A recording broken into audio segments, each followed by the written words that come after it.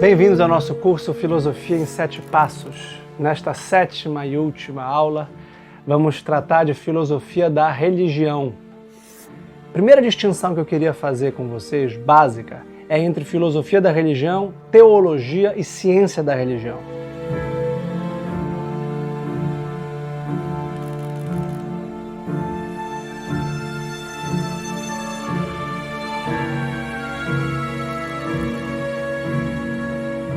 A filosofia da religião é a especulação sobre o âmbito superior e transcendente da realidade, o eterno, o absoluto, o sagrado, o divino, que normalmente nós chamamos por Deus.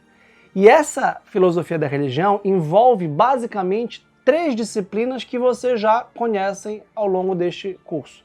A ontologia, como a pergunta pelo ser de Deus, a epistemologia, sobre a possibilidade e o modo de conhecê-lo, e a ética, sobre como agir para obedecê-lo e agradá-lo. Eventualmente, a política, sobre que tipo de instituição e organização social é a mais propícia para vivê-lo, conhecê-lo e tratar dele. A teologia, por sua vez, é a articulação racional da fé.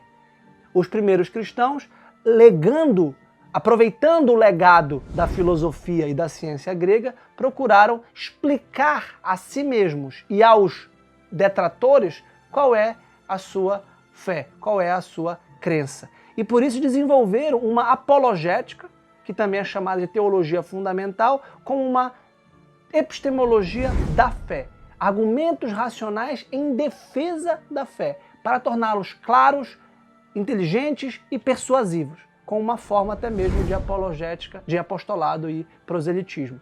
E desenvolveram também toda uma filosofia religiosa, uma filosofia cristã, que está na fronteira com a própria teologia, que parte das premissas da fé e especula sobre as suas consequências e sobre a sua natureza. Então a teologia como ciência sagrada, como ciência da fé, como ciência da revelação, tem uma dimensão filosófica e especulativa, porque se vale de conceitos filosóficos como ser e ente, como causa, como substância, como ato, potência, e portanto a grande filosofia de Santo Agostinho e de Santo Tomás de Aquino, de algum modo, se confundem no bom sentido, convergem com a teologia.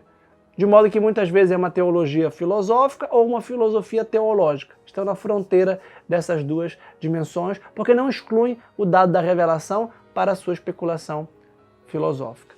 Em terceiro lugar, há as ciências da religião, que na modernidade normalmente tentam descrever de forma tanto mais neutra quanto possível, e essa neutralidade deve ser aspeada, porque é o ideal positivista de ciência, em que há uma distinção radical e ontológica entre sujeito e objeto, e pressupõe a possibilidade de conhecer o objeto de modo a não interferir, de modo que a subjetividade do cientista ou do intérprete não interfira na constituição do objeto, e, portanto, ciências que são descritivas, como a sociologia política ou econômica da religião, a psicologia da religião, a história da religião, a antropologia da religião.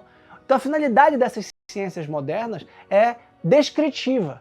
Não querem especular sobre a natureza de Deus. Elas querem especular sobre como os homens representam culturalmente, como eles criam pela linguagem este ou aquele realidade, esta ou aquela forma de especulação, de experiência religiosa. E nós vamos ver nesta aula 2 grandes momentos da filosofia da religião. Em primeiro lugar, os clássicos que defendem a existência de Deus numa concepção denominada teísmo, com T, que afirma a existência de Deus. E os modernos que tendem ao ateísmo. Então, o problema da filosofia da religião básico é a existência ou a inexistência de Deus. A possibilidade de conhecer a existência de Deus pela razão e a possibilidade de conhecer pela razão que Deus não existe. E o que resta então é conhecer o modo como os homens falam de Deus, organizam a sociedade a partir disso e como eles projetam em Deus ou nos deuses as suas intenções. Então a filosofia clássica ela é baseada numa cosmologia e numa teologia, seja uma teologia natural, racional, ou revelada, acolhida pela fé, e problematiza e reflete profundamente o desafio do ateísmo no problema do mal. Como pode haver um Deus bom e onipotente se há um mal? Então, a existência do mal indicaria ou que não há um Deus onipotente ou que não há um Deus bom. Todo esse problema da filosofia da teodiceia. Já os modernos estão muito mais preocupados com a epistemologia e a antropologia, menos com a cosmologia, que é a existência de um cosmos ordenado e inteligível, e a teologia, a existência de um ser perfeito, absoluto e ordenador, e estão preocupados com o conhecimento humano e com a antropologia humana. Vamos analisar brevemente 2 tipos de argumentos sobre a existência de Deus, para refletir sobre o teísmo. Existem argumentos a posteriori, que partem dos fenômenos da realidade sensível, como o argumento cosmológico e teológico de Platão e Aristóteles ou Tomás de Aquino. E existem argumentos a priori, que são argumentos anteriores à experiência sensível, que reflete de modo plenamente formal, conceitual e abstrato, portanto, divorciado da experiência sensível sobre a existência de Deus, do qual sobressai o famoso argumento ontológico de Santo Anselmo, com o qual eu gostaria de começar. Então preste atenção para o nosso primeiro argumento da filosofia da religião pela existência de Deus. Santo Anselmo queria demonstrar a existência de Deus para aqueles que não têm fé. Ele tenta explicar a existência de Deus num argumento analítico e a priorístico. O que é um argumento analítico? O triângulo é uma figura geométrica cujos lados são a interseção de 3 linhas retas.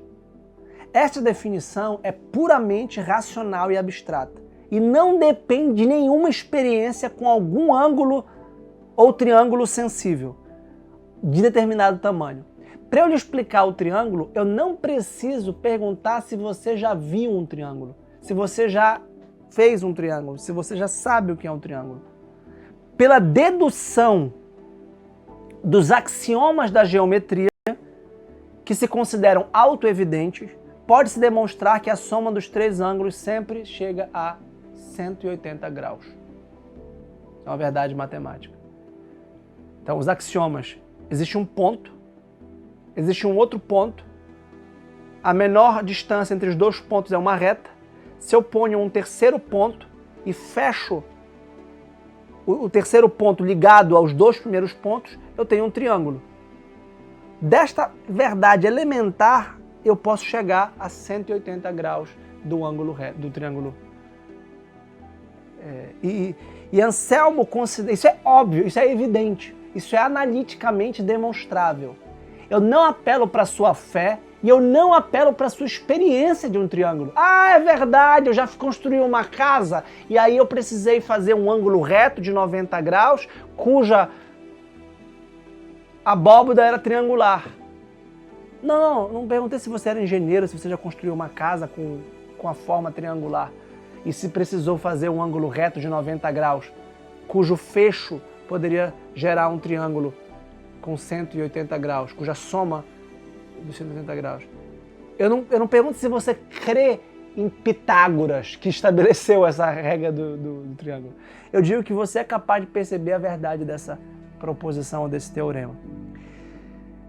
E o Anselmo começa o seu Proslogium, que é um livro muito famoso e importante da história da filosofia, dizendo: o louco afirma no seu coração, Deus não existe. E ele diz que esta proposição é inteligível, ou seja, você pode entender essa afirmação do louco, que Deus não existe. Logo, o seu termo Deus deve se referir a algo, ou a Deus ou a outra coisa. E o que significa Deus nessa proposição? E qual é a definição inscrita na própria palavra Deus? Aquilo de que nada superior pode ser concebido.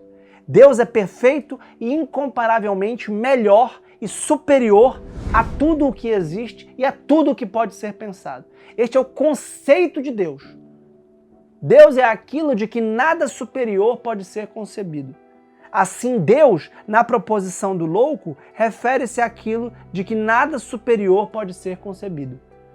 Ou seja, o louco afirma, aquilo de que nada superior pode ser concebido não existe. Preste atenção.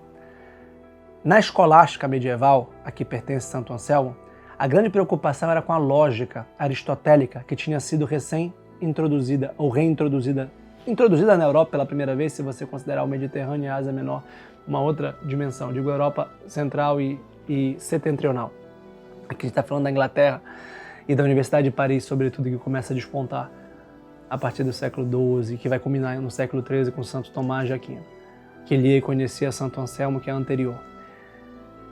A lógica estuda os termos ou conceitos, a ligação de dois termos e conceitos em proposições e a ligação de proposições em silogismos. Então, Deus não existe, é uma proposição. Ele quer esclarecer o significado da proposição Deus para perceber se essa proposição, se esse juízo que Deus não existe está correto ou incorreto. Mas para isso ele precisa primeiro depurar o significado da palavra Deus. Ele sabe que a palavra existência significa simplesmente aquilo que é, aquilo que se dá, aquilo que existe. E ele pensa assim, se o conceito de Deus é aquilo de que nada superior pode ser concebido, deve-se verificar e comparar duas coisas. Uma que existe e outra que não existe. Qual é a melhor? Qual é a superior? Qual é a mais perfeita? A que existe ou a que não existe? Ora, é claro que é a que existe. Logo, o que existe é superior, mais perfeito do que o que não existe. Portanto, Deus existe, por ser superior àquilo que não existe. Já que o conceito de Deus era aquilo de que nada superior pode ser concebido. Ora, se você concebesse que a existência de Deus era apenas mental, era apenas ideal no sentido subjetivo. Olha, eu tenho uma ideia de Deus, você tem uma ideia de Deus, mas ele não existe de fato. Ele existe apenas do ponto de vista mental. Santo Anselmo perguntaria, existir apenas na mente, apenas na imaginação, apenas no coração, digamos assim, das pessoas, é superior ou inferior a existir de fato fora da mente, independente da mente das pessoas? Obviamente, se você morrer, e morrer com você a ideia que você tem de Deus, então Deus, como apenas ideia mental, se foi com você. Deixou de existir com você. Portanto, Deus existir independente da mente é melhor do que Deus existir apenas na mente. Logo, se Deus é aquilo de que nada superior pode ser concebido, Deus existe fora da mente. Deus existe independente de você concebê-lo ou não. E a proposição do louco, então, é autocontraditória, porque afirma que não existe aquilo cujo conceito de perfeição incomparável pressupõe a existência. Ou a proposição do louco não é sobre Deus, sendo errônea ou irrelevante, ou ela é falsa. Ou ele está se referindo a outro conteúdo, a outra realidade com a palavra Deus, e não a palavra ou o conteúdo específico de Deus. Não é possível negar a existência de Deus a partir do seu conceito de máxima perfeição. Logo, Deus existe. Se o conceito de Deus for que Deus é a máxima perfeição, Deus existe. Esse é o famoso argumento ontológico a priori de Santo Anselmo. É um argumento de tipo totalmente abstrato, especulativo e racional. Existe outro argumento chamado argumento cosmológico, que parte não da razão abstrata, mas da experiência sensível do mundo. E o argumento cosmológico a posteriori mais famoso é o argumento das 5 vias de Santo Tomás de Aquino, que de algum modo embute com muita capacidade sintética a teologia natural clássica, que é gestada desde Platão e que já tem em Aristóteles uma primeira forma bastante coesa e bastante estruturada. 5 vias são as 5 provas, são os 5 argumentos da demonstração da existência de Deus. Não é uma demonstração matemática, não é uma demonstração apoditicamente perfeita, mas é uma demonstração extraordinariamente convincente e racional sobre a existência de Deus. Esse argumento é cosmológico exatamente porque parte da ordem do mundo. O mundo é um cosmos porque ele é belo. Quando você vai no salão de beleza, você aplica um cosmético. O cosmético é para ordenar uma imperfeição, por exemplo, do seu rosto. Então, o cosmos é a beleza e a harmonia e a perfeição do mundo, que nós falamos na aula de estética ser belo e exigir a nossa contemplação. E Santo Tomás pensa o seguinte: nossos sentidos, primeiro argumento pela prova da existência de Deus, no argumento das 5 vias. É um argumento do motor imóvel.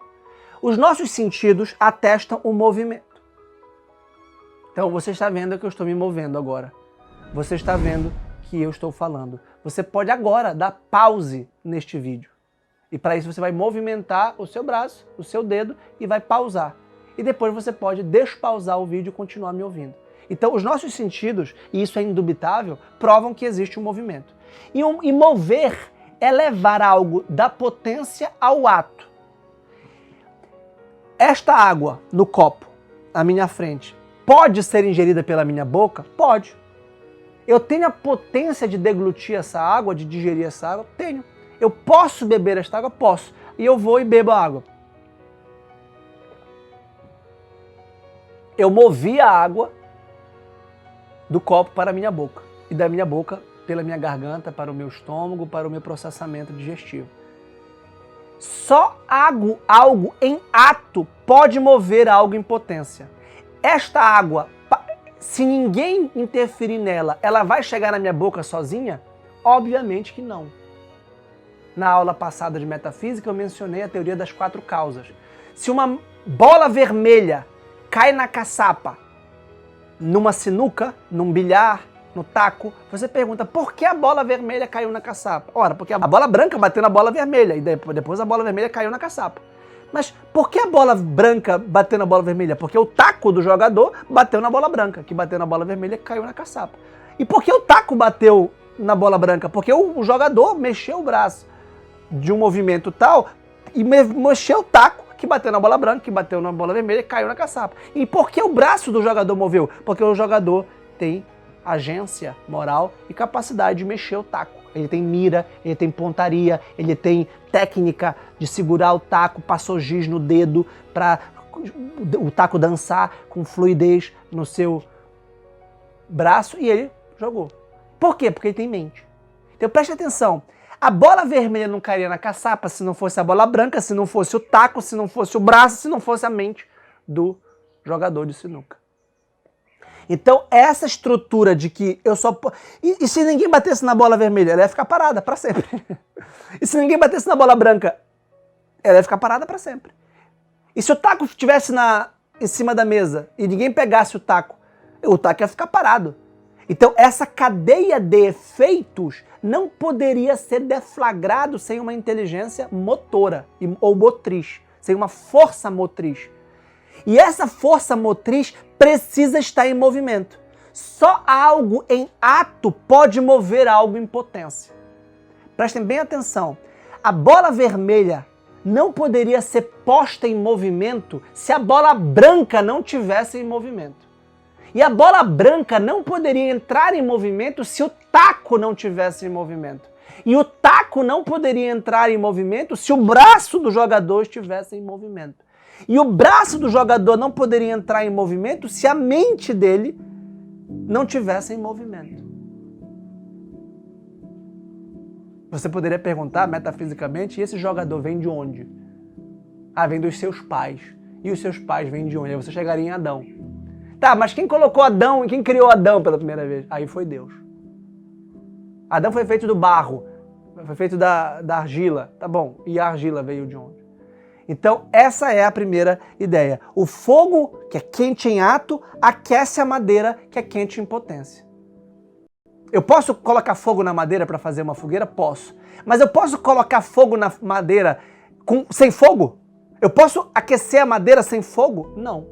O fogo tem que estar flamejando, incandescendo, e aí pode aquecer a madeira. Esse é o primeiro argumento do motor imóvel, que eu já articulei com as outras vias. A segunda via é da causa primeira, da causa não causada. É uma argumentação muito semelhante à primeira. Os nossos sentidos atestam uma ordem de causas eficientes. Lembram? A causa material é aquilo de que as coisas são feitas. A causa eficiente é aquilo que efetua, que causa as coisas, que deflagra o movimento da realização do seu ser, cuja finalidade é a causa final, a intenção, o propósito dela, e a causa formal é a sua estrutura, que lhe dá inteligibilidade e que estrutura a matéria. Lembram da mesa que é retangular, da mesa que tem 2 pés. O marceneiro, você chega com o marceneiro e fala assim, eu queria fazer uma mesa, eu queria uma mesa, por favor. Você vai para São José, era marceneiro, e pergunta, José, eu queria fazer uma mesa. Tá, pra quê?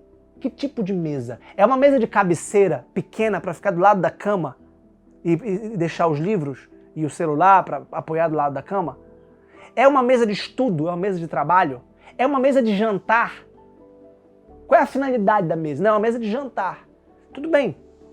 E qual é a matéria da mesa? Você quer uma mesa de MDF, de madeira, de mogno, sei lá quais são os tipos de mesa? Não, eu queria uma mesa de madeira, uma mesa simples. Ah, tá bom. Tem a matéria, a forma, mesa. Qual é a forma? Ela é retangular, ela é quadrangular, ela é circular, ela é para quantas pessoas? Minha família tem 5 pessoas, tá legal. E quem vai fazer a mesa? O carpinteiro. Então eu tenho essas 4 causas que estruturam a inteligibilidade dos fenômenos em geral. E os nossos sentidos, percebam que esse tipo de argumento é a posteriori, porque é posterior à experiência sensível. Os nossos sentidos nos apresentam uma ordem de causas eficientes. Não é possível que algo seja uma causa eficiente a si próprio, porque implicaria ser anterior a si próprio. Tanto quanto só é possível mover já em movimento, e só é possível entrar em movimento por alguma coisa já em movimento, tudo, exceto Deus, é causado por alguma causa anterior. Deus é a causa não causada. Deus não foi causado por ninguém antes de Deus. Senão Deus seria uma causa penúltima, não uma causa última. Seria uma causa instrumental, não final. Deus é a causa final, é a causa não causada. Ele é um motor imóvel, ninguém moveu Deus. É como se Deus tivesse dado a cacholeta inicial a tudo que começou a acontecer. Deus me criou e eu crio. Deus me deu inteligência e eu sou capaz de pensar. E eu sou capaz de criar um curso e uma aula como essa. Mas eu não comecei do nada. Eu vim da minha mãe. Minha mãe dormiu com meu pai 9 meses antes de eu nascer. Aí eu comecei com a minha vida de embrião. E desde embrião eu sou um ser repleto de potências. E essas potências são atualizadas pelo seu meio e pelas suas causas eficientes. Então, no útero da minha mãe, eu recebi as condições biológicas necessárias para que eu desenvolvesse num feto e do feto eu tivesse corpo para nascer. E depois que eu nasci, eu tive a potência de aprender o português. Eu conheço a língua portuguesa, vocês também. Porque vocês tiveram a capacidade de vocês tiveram a potência de entender uma língua e tiveram uma professora de gramática para lhes ensinar essa língua. E a sua capacidade intelectual de compreender a filosofia está sendo atualizada agora com esta aula. Então a atualização das potências pressupõe uma cadeia causal em que alguém já em movimento ou algo já em movimento deflagra o movimento daquilo que está estático, parado. Então alguma coisa dinâmica, como a bola vermelha está parada, a bola branca está parada, o taco está parado, a pessoa está parada. Tive uma ideia. A minha mente, a minha alma põe o meu corpo em movimento. Eu pego o taco e ponho meu braço em movimento. O braço em movimento bate a bola branca. E a bola branca põe a bola vermelha em movimento e a bola vermelha cai na caçapa. Mas a minha mente tinha a capacidade motriz de mover meu corpo. O meu corpo não se move por si só. Eu posso te puxar. Agora, se eu pego um iniciante na sinuca e pego o braço dele, eu pego o braço de uma pessoa, abraço a pessoa assim por trás, digamos da minha filha, a quem eu estou ensinando a jogar sinuca. Eu sou a causa motriz dela. Então, a causa primeira não foi causada por ninguém antes dela. Deus é a causa não causada, assim como ele é motor imóvel. Terceira via da existência de Deus, segundo Tomás de Aquino. Nossos sentidos revelam que algumas coisas podem ser ou podem não ser.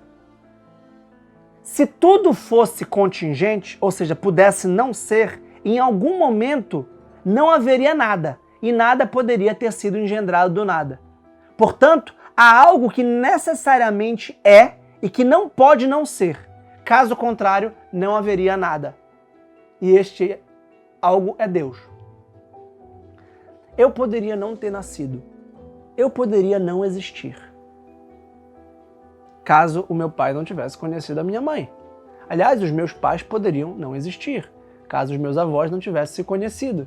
Eu poderia não ter nascido em Belém. Meu pai poderia ter viajado a trabalho, e minha mãe depois fosse acompanhá-lo, e eu poderia ter nascido em outra cidade, e poderia não ter conhecido a Laís, e poderia não ter tido a Maria, o Isabel e Inácio. Então, a contingência é a possibilidade de que as coisas não sejam. Tudo, exceto Deus, poderia não ser. A Terra poderia não existir. As cidades em que nós vivemos poderiam não existir. Os portugueses que colonizaram esse país que hoje é o Brasil poderiam não ter. Caso os romanos não tivessem chegado lá, caso os cristãos não tivessem chegado lá, caso os árabes não tivessem invadido a Península Ibérica e passado muitos séculos lá, caso Dom Afonso Henriques não tivesse expulsado os muçulmanos e fundado o reino de Portugal sob a cruz de Cristo. Estudar história é a maravilhosa análise das contingências. O Brasil pode não existir daqui a 200 anos. Aqui pode ser Argentina, aqui pode ser Estados Unidos, aqui pode ser outra coisa, pode ter explodido o planeta. Agora, se tudo fosse contingente, em algum momento, porque tudo pode não ser, e nada está obrigado a ser tal como é, em algum momento, a opção de não ser vingaria sobre o ser e nada seria. Só que existe um mundo. Prestem atenção, eu não tenho um irmão chamado João. Eu poderia ter tido um irmão chamado João. Caso o espermatozoide do meu pai tivesse penetrado o óvulo da minha mãe numa noite em que eles dormiram juntos. E poderia ter nascido João. Não tem João. O João é uma contingência, não nasceu. João não existe. Nasceu o Pedro, meu irmão mais velho, e o Vitor, que sou eu. O mundo todo é marcado pela possibilidade metafísica da não existência, exceto Deus. Por quê? Deus é a única necessidade absoluta. Deus não pode não ser. Porque se ele, só ele, não fosse, em algum momento, e como ele é a causa não causada de tudo e o motor imóvel, nada mais seria. Essa é a terceira via de demonstração da existência de Deus. A quarta via de demonstração da existência de Deus, segundo Santo Tomás de Aquino, na questão 2 da primeira parte da Suma Teológica, é o ser perfeito. Percebemos que há uma hierarquia nas coisas sensíveis, numa metafísica da participação. Tudo que é de algum modo, o é por participar no que é essencial e perfeitamente isso.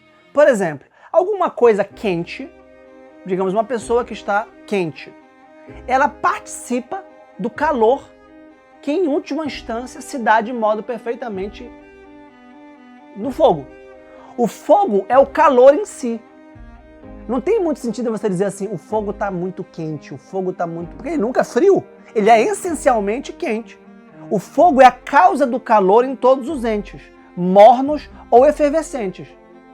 Os entes efervescentes, aqueles que estão pegando fogo, estão participando de um nível muito mais perfeito do fogo. Então, mais ou menos, os graus de temperatura, por exemplo, você está muito frio, você está muito quente, até chegar numa temperatura mais ou menos média, se dizem conforme se aproximam daquilo que é em si mesmo o máximo daquela categoria. Por exemplo, você está quente, ou menos, mais ou menos quente, quer dizer que você está mais ou menos próximo do fogo, que é o calor em si. O fogo é o calor em si. Tudo que é quente, o é por participar do fogo. O sol é uma bola de fogo que queima que é efervescente, que irradia calor e luz. Porque essa é a função do fogo, aquecer e iluminar. E de noite? Bem, de noite nós não estamos sendo banhados pela luz do sol, mas somos banhados pela luz da lua, que reflete a do sol. E obviamente que eu vejo muito menos de noite do que de dia. Então, assim, mais quente é o que mais se aproxima do que é sumamente quente ou perfeitamente quente, ou absolutamente quente. Em relação ao ser e à verdade, existe algo que é sumamente existente, verdadeiramente bom e nobre, que é a causa do ser, da bondade e da perfeição de todos os outros entes. E esse é Deus. Tanto quanto tudo que é quente se aproxima, tanto mais quanto possível, do fogo, que é o calor em si, que é quente em si mesmo. Repito, não dá para um fogo não ser quente. O fogo, ele é o calor, ele é a luz própria. Estão entendendo? Então, em relação ao ser que nós vimos na metafísica, então, por exemplo, uma borboleta vive 7 dias. Bem, um ser humano vive 70 anos, 80 anos. Um jabuti vive 100 anos, uma tartaruga vive 120 anos. Um cachorro vive, sei lá, 20 anos, no máximo, eu acho, 15 anos.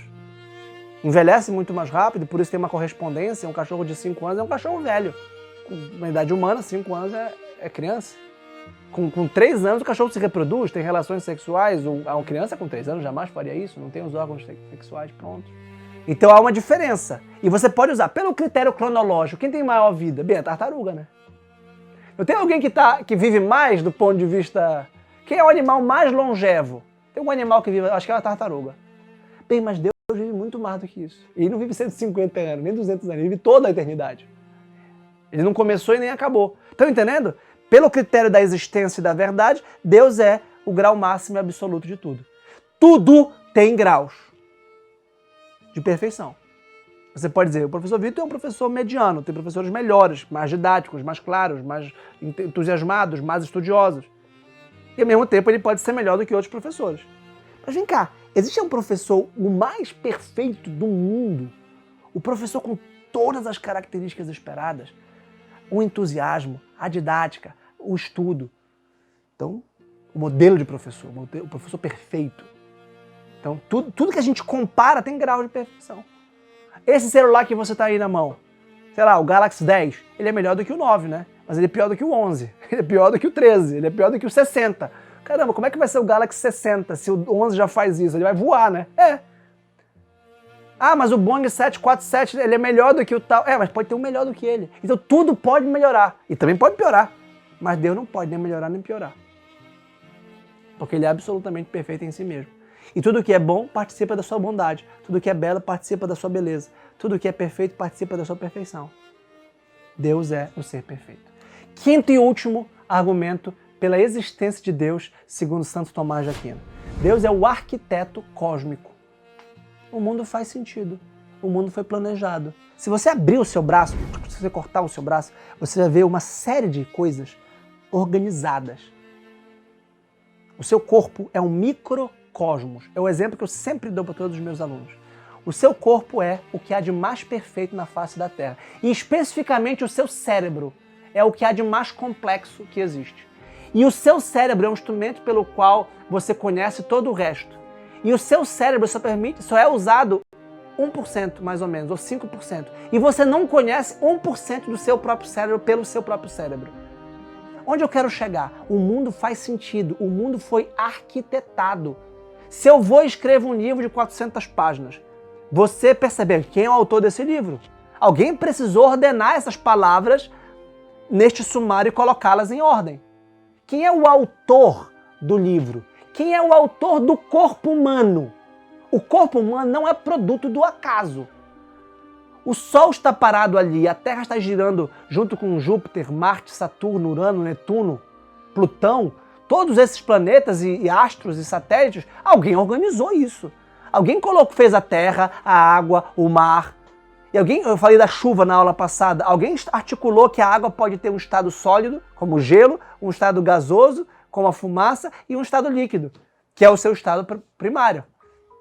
Alguém precisou planejar que o calor do Sol aquece as águas e as evapora, e as águas se formam nas nuvens e depois as nuvens caem na forma de chuva. Vem cá, quem é que fez isso tudo?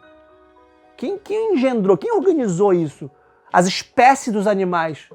E aí vocês conhecem a famosa tese de Darwin, no século XIX, da seleção natural e da evolução das espécies, que é uma tese, eu não tenho tempo de desenvolver aqui, metafisicamente errada. Pelo simples fato que é uma tese que pressupõe que o efeito é maior que a causa. E que um ser como um homem pode ter vindo do macaco, por exemplo. Isso é impossível. É muito mais possível que Deus tenha criado, o Deus é superior, tenha criado um homem e um macaco. Porque o superior pode criar o inferior, mas o inferior não pode criar o superior. Por isso que se você tiver preocupação com inteligência artificial, por exemplo, fique tranquilo, porque o que quer que o homem crie é melhor do que o homem. E Deus é maior do que o homem. O homem não pode criar Deus. Eu faço o seguinte, crie Deus. Tranquilo, crie Deus aí no seu... Você não vai conseguir, porque você não é capaz de criar alguma coisa melhor do que você. O que é que você cria é pior do que você. Mas eu não tenho tempo de, nesta aula, refutar metafisicamente a teoria da evolução das espécies de Charles Darwin. Mas se você estudar metafísica com Aristóteles, com Tomás de Aquino, você não se impressiona com Darwin. E o evolucionismo é uma tese que é cientificamente correta do ponto de vista descritivo da seleção natural e da adaptação da sobrevivência pela adaptação ao meio, e você consegue demonstrar a teoria da evolução do ponto de vista empírico e positivo, mas não consegue demonstrar a criação do mundo e das espécies e das espécies primárias, porque existe uma evolução natural das espécies do ponto de vista metafísico. Então, Deus é o arquiteto cósmico. Todas as coisas tendem a um fim, a uma teleologia. E esse fim visa o ótimo, a perfeição, a consumação plena das suas potências. O que carece de inteligência não pode perseguir por si mesmo uma intenção, mas precisa ser dirigido por algo inteligente. Então, quem é a causa final de tudo? As coisas naturais são ordenadas a um fim por algo inteligente, que é Deus. Você, por participar num grau muito específico da natureza divina, é inteligente e é capaz de criar coisas com a sua inteligência. Agora, esse copo não é inteligente, mas ele obedece a uma causa final, que foi embutida ou inscrita nele por Deus. Tudo que existe, existe para um fim. Tem um telos, tem uma finalidade. E a finalidade inteligente de tudo que não é inteligente é inscrita ou dada pelo próprio Deus, que é o arquiteto cósmico, aquele que articulou todas as coisas num complexo orgânico que dá uma unidade transcendente de sentido. Unidade transcendente de sentido porque elas se articulam na unidade do ser, que é o próprio Deus, transcendente porque não se esgota a partir das suas instanciações particulares, por isso que se eu morrer, a humanidade permanece intacta. Se eu morrer, o ser humano não morre. Pelo simples fato que se toda a humanidade morrer, o ser humano não morre. Porque o ser humano é uma ideia no sentido platônico, é uma forma concebida pelo próprio Deus para uma específica participação no plano do ser. Com isso, eu encerro muito brevemente a introdução ao teísmo clássico, tanto com argumento ontológico quanto com argumento cosmológico. E queria concluir com o ateísmo de tipo moderno. A modernidade é uma época da suspeita, da desconfiança, da crítica, da dúvida. E claro que muitos ceticismos surgem na modernidade. Com o Renascimento, com a Reforma, com a Revolução Científica, com o Romantismo, E a pergunta sobre Deus, obviamente, é levantada. Muitos filósofos modernos são ateus. E o que interessa não é ser ou não ateu do ponto de vista pessoal, o que interessa é o argumento para ser ou não ateu. É a filosofia por trás disso. Um filósofo importante do século XX chamado Paul Ricoeur fala que nós vivemos na hermenêutica da suspeita. Hermenêutica é exatamente a interpretação subjacente às teorias, ao modo interpretativo como as teorias ou como a linguagem opera no mundo. E a suspeita é a atitude de desconfiança acerca de verdades científicas ou verdades metafísicas. No Iluminismo, no século XVIII, era muito rara a declaração explícita de ateísmo. O Iluminismo, na verdade, adotava uma forma de deísmo e de uma religião natural, de inspiração maçônica. Ou seja, todas as críticas, primeiro que o catolicismo sofreu pelo protestantismo, depois que o cristianismo em geral sofreu pelo ateísmo, foi intermediada pelo deísmo de tipo maçônico. Continuou-se a falar de Deus, de divindade cósmica, de grande relojoeiro, continuou-se a falar de inteligência, mas obviamente que esse Deus não era Deus Pai da Trindade, e muito menos se fez carne e habitou entre nós por Jesus Cristo. Então a religião tradicional, ortodoxa, trinitária, cristã, foi perdendo espaço na modernidade. Primeiro, a sua unidade católica com a Reforma. Depois, a sua unidade metafísica com o deísmo iluminista. Até que no século XIX você já tem ateus ostensivamente apologetas e seguros do seu ateísmo, como Ludwig von Feuerbach, que influenciou muito Karl Marx, que estava no movimento de crítica da religião tradicional, ao lado de Friedrich Nietzsche, e que vai combinar também com Sigmund Freud. Então, se você pegar os entre aspas, os profetas do Apocalipse, do ponto de vista da cultura teísta, da cultura cristã, você tem nesses autores os grandes nomes. Quais são as suas ideias principais? Qual é a intuição fundamental? É que o homem cria Deus. Na antiguidade havia ateísmo, e há um famoso sofista que diz: se os cavalos acreditassem em Deus, Deus teria 4 patas. Por que se os cavalos acreditassem em Deus, Deus teria 4 patas? Porque, na verdade, ao invés de nós, homens, termos sido criados à imagem e semelhança de Deus, na verdade, nós criamos Deus à nossa imagem e semelhança. Nós projetamos antropomorficamente os deuses. É claro que o sofista grego, o crítico da religião grega, estava falando daqueles deuses antropomórficos da antiguidade pagã politeísta, em que os deuses homéricos, por exemplo, eles são muito humanos. E você lê uma epopeia maravilhosa como a Ilíada, que eu acho até mais bonita e interessante do que a Odisseia, que também é a obra-prima de Homero, e você percebe que está falando dos homens, né? Você que trai a sua esposa, você que é ciumento, invejoso, rivalitário, tem desejo de poder, você que se embebeda por aí, e os deuses também fazem tudo isso. Mas na verdade está falando de algo, como diz o Nietzsche, humano, demasiado humano. Então Marx, Freud, Nietzsche, eles percebem que, no fundo, Deus é projetado pelo homem.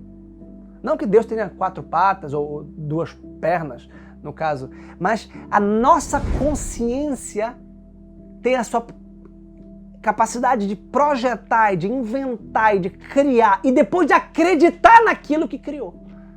E claro, para o Freud você sabe que isso tem um nome, isso é uma patologia. Isso é uma espécie de neurose. É quando eu acredito, eu crio uma coisa e acredito na coisa, e não tem quem me desminta. Então eu digo que eu tenho outra mulher. Eu sou bígamo, além da Laís. E aí eu acredito nisso. Não, eu tenho uma outra mulher, ela mora lá no Rio, e eu vou visitar, eu compro a passagem, vou visitar, só que ela não existe.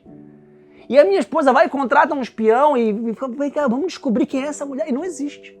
Eu sento pra jantar e eu tô sozinho. E eu tô aqui esquizofrênico, paranoide. Dizendo, não, eu tenho uma outra mulher. Eu falei, peraí, desculpa, você tá doente. Isso aí é uma loucura da sua cabeça. E o Freud fala, mas é isso que a humanidade fez em relação a Deus. A humanidade toda inventou que existe Deus e acreditou nisso. E vive como se Deus existe. Então é claro que é uma neurose coletiva. É claro que é uma carência do pai. É claro que é um superego absoluto que é colocado acima dos superegos terrenos. Porque o pai, o Estado, o delegado, o padre não dão conta de nos governar. Mas Deus no céu, que tudo vê, que tudo sabe, que tudo pensa, governa. E aí, claro que eu tenho uma castração muito mais efetiva. E por isso Deus, para Freud, nada mais é do que a projeção do pai. É a projeção do pai. Então Freud tem toda uma análise de Moisés e o monoteísmo e do mal-estar na civilização, que é o aumento da repressão aos instintos. Porque a nossa vida, para Freud, é marcada por um instinto de vida, por uma pulsão libidinal que canaliza o nosso apetite sexual e, ao mesmo tempo, a nossa capacidade de aniquilação, a nossa capacidade de matar. E porque nós somos seres apetitivos, que tem um princípio da realidade e o princípio do prazer, a gente fica tentando controlar os nossos instintos e os nossos prazeres por mecanismos superegóicos de interdito. E quando nós interditamos ou castramos certos instintos, nós nos civilizamos. Mas à medida que a civilização se desenvolve, pensa o Freud, esses mecanismos de contenção do instinto e da pulsão libidinal vão aumentando, vão multiplicando. E por isso nós vamos ficando cada vez mais reprimidos, cada vez mais recalcados. E quanto mais recalcados, mais nós hipostasiamos e sublimamos esses desejos em obras de cultura, em obras de literatura, em obras jurídicas, de leis, em religiões. Então, o que é o direito? O que é a religião? O que é a arte? A dança, a música? Sublimação de instintos canalizados, de instintos recalcados, que não podem ser realizados. Não podem ser realizados porque eles são desordenados. Porque eles são eros, no sentido clássico. Eles são pulsão de vida. Que não se reduz só ao ato sexual genital. Não é só o sexo, do ponto de vista orgânico. Mas é toda a atração que as pessoas nos causam. Esse foi Freud. Freud foi muito influenciado por Nietzsche. O Nietzsche tinha essa intuição básica. Religião e moralidade enraizam-se na fraqueza e na doença. São um meio em que os mais fracos protegem-se dos mais fortes e sadios. O Nietzsche tinha uma concepção aristocrática da moralidade em que há senhores e escravos. Os senhores são aqueles capazes de se impor sobre os outros. Os escravos são aqueles que não têm outra opção a não ser se renderem a eles. Os senhores são fortes, viris, potentes, expansivos. E os fracos são passivos e defensivos, não tem muito o que fazer. O Nietzsche diz que a moral foi inventada quando os fracos criaram uma distinção metafísica entre bem e mal que não estaria pautada nessas relações de poder, mas estariam relacionadas com a questão da verdade e da bondade em si. E por isso ele propõe uma ética para além do bem e do mal, que na verdade é a própria abolição da ética, porque não há critérios objetivos determinados entre bem e mal. Então, para o Nietzsche, a moralidade é quando uma moral de escravos, como os cristãos, para não serem dominados e assambarcados e avassalados pelos mais fortes e dominadores, cria uma espécie de mecanismo de defesa para dizer que é melhor amar o outro, fazer bem ao outro, ao invés de dominá-lo. Que o egoísmo é mal e o altruísmo é bom. Para o Nietzsche isso é uma grande inversão, porque o normal é o egoísmo. O normal é querer se impor sobre os outros. O normal é querer dominar. E aqueles que são capazes de dominar os outros são bons. E vai haver sempre uma guerra, como dizia Heráclito. A guerra é a mãe de todas as coisas, de uns faz senhores, de outros faz escravos. E o Nietzsche concordava profundamente com esse que Nietzsche chamava de filósofo da época trágica dos gregos. Porque ele via a tragédia do mundo. O mundo é guerra, o mundo é luta, o mundo é disputa, é rivalidade. Agora, os perdedores inventaram um negócio chamado moral, chamado Deus, e principalmente, o pior deles, porque ele tem uma verdadeira obsessão e um ódio, que é Cristo. Só que para Nietzsche, do ponto de vista filosófico, o cristianismo é o platonismo da plebe. E o platonismo nada mais é do que atribuir ao espírito um valor superior à carne. A alma é superior ao corpo. A inteligência é superior aos instintos. E por isso a moral é quando a inteligência governa os instintos. É quando o espírito domina a carne. E como tudo isso é muito metafísico, exigiria toda uma instrução intelectual para ser difundido pela massa, o cristianismo traduziu isso numa linguagem poética. Céu, terra, paraíso, inferno, alma imortal, corpo perecível. E didaticamente ensinou a humanidade a proteger os fracos, a cuidar das vítimas.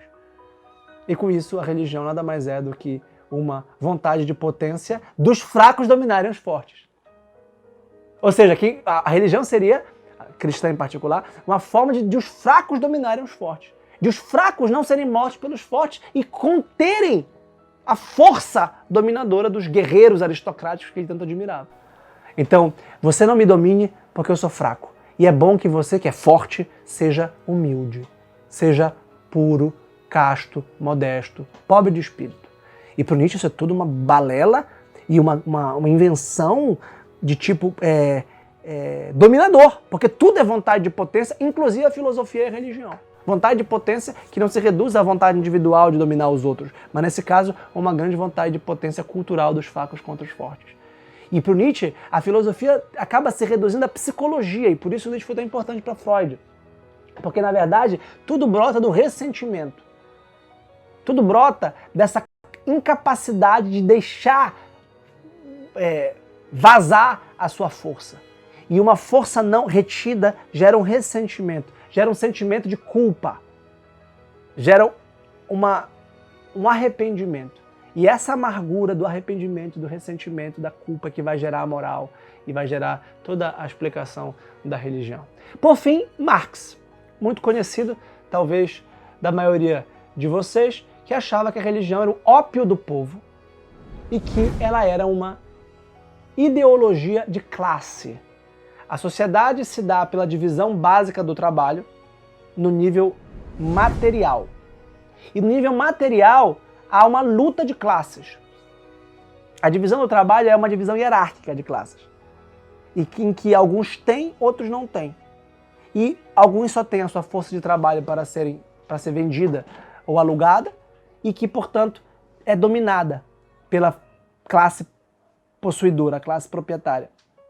E essa luta de classes, para ser suportável e tolerável, para que as pessoas convivam de modo mais ou menos pacífico, é encoberta pela ideologia.